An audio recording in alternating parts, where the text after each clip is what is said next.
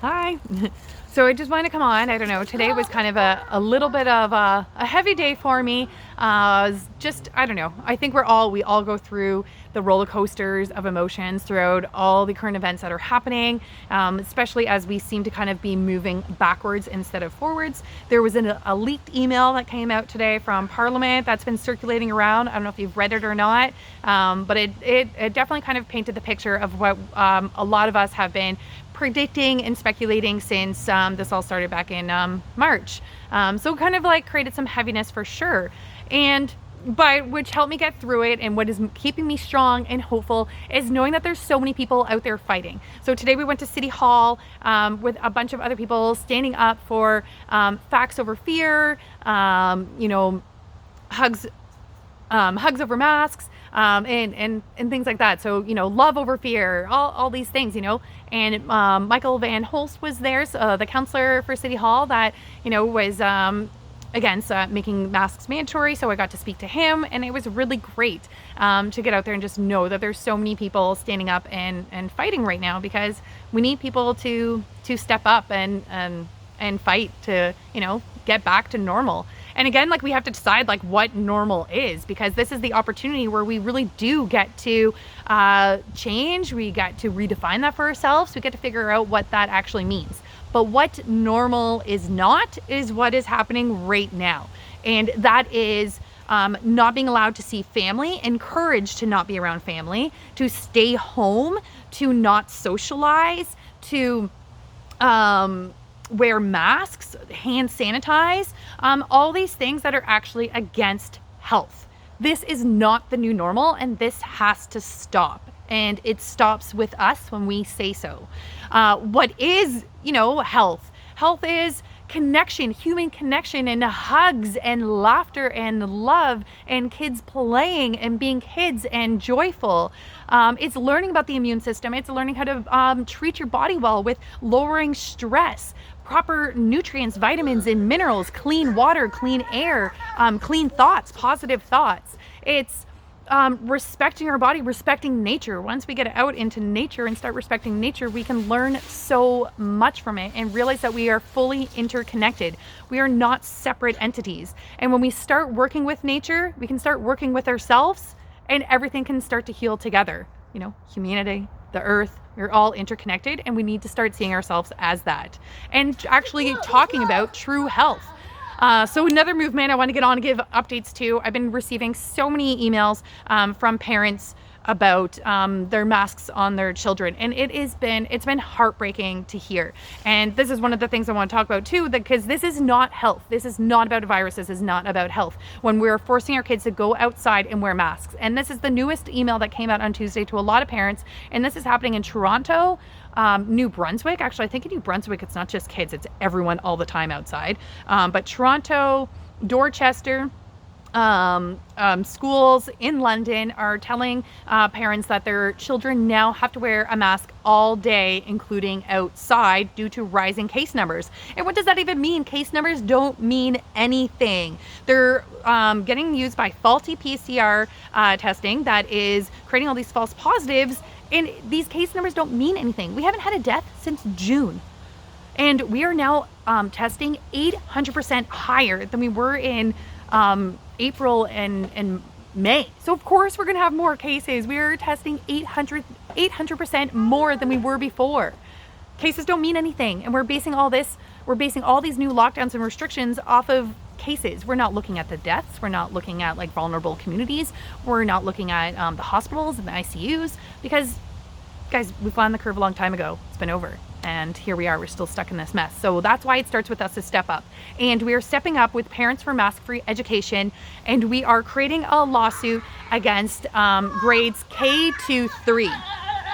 And kids playing outside. So from K to 3, that's the one where we know we can start and win, because it goes against what the public health decided. So they said, no one under, grade 4 needs to wear a mask, just grade 4 and up.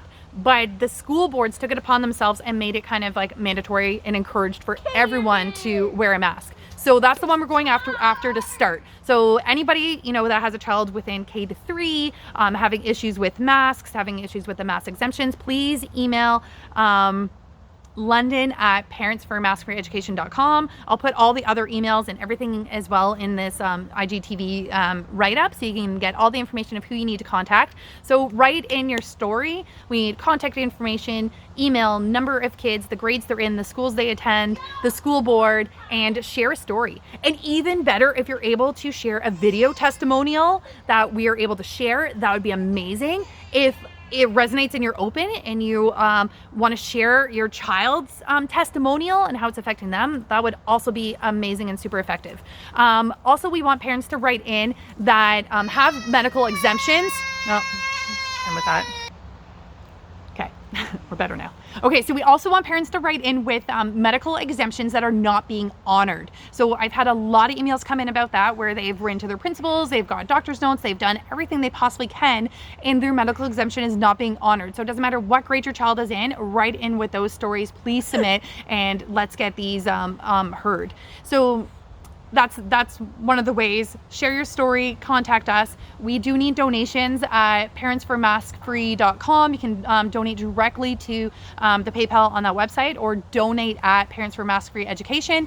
I'm working on an online auction where I'm asking local businesses to donate items, services, programs, whatever they have, and we're going to create an online auction the next couple weeks where people can, you know, vote on these things, or not vote, but, you know, bid on these things, and hopefully we can raise money that way as well. And the money is needed to retain our high profile constitutional rights lawyer that is fully committed to helping us win this and knows that we can win this. So, but we need to retain him first, and we need the money to do that. So that's where we're at, is raising money, and I am going to be working on an online auction. Something else I wanted to talk to you about, I wanted to make sure that I had all the stuff here to talk about, is in Ontario.ca, and one of the new revised documents from the provincial government for phase 3, in the mandates, and I'm going to be posting this as well to my story so you can have it and save it. It is not necessary for a person to show evidence at all about their exemption. They don't even need, you don't even need to say medically exempt. You just have to say exempt. And this is all in section 2.4. And it even says, I think, for greater certainty, if I can find it, for greater certainty, it is not necessary for a person to show evidence. You don't need to show that you prove or that you qualify for an exemption. You are just exempt. And people are not allowed to ask you what your exemption is. That is just not allowed. That goes against the Ontario Human Rights Code, the CREED. And I also have, I think I shared to my stories, also just some information from Rocco Galati about our human rights and what that looks like. Everyone is allowed into a business. No business is allowed to deny you entry. That's also in this mandate. So I'll be posting all this so you can follow and have a look. So it's just so important to know our rights and know where we stand. So the more we're informed, the easier it is to kind of stand up and just to know where we're at and to move forward and get, you know, a lot of our rights and freedoms back. So I'll be sharing all this information for you with the links so it's easier to find. And I think that was kind of it.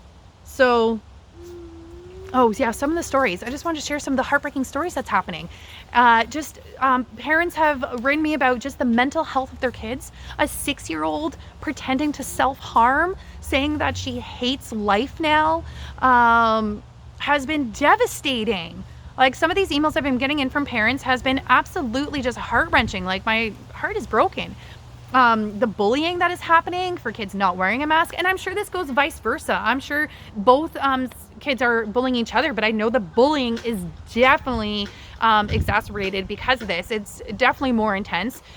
Kids not wanting to go to school, kids because they don't want to deal with like the mask or anything that's happening, so they don't even want to go to school. They're missing their friends.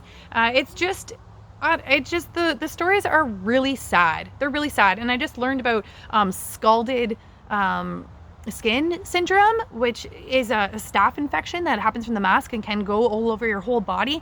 This is not healthy. It's not healthy to have your kids in masks all day.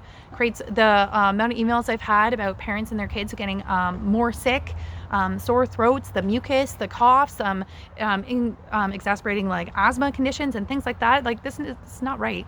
So this needs to end. This is not healthy. This is not creating a healthy future for our children. This is not raising leaders who are wholeheartedly connected to the earth. And we need to stand up, and it's time, because this is traumatizing.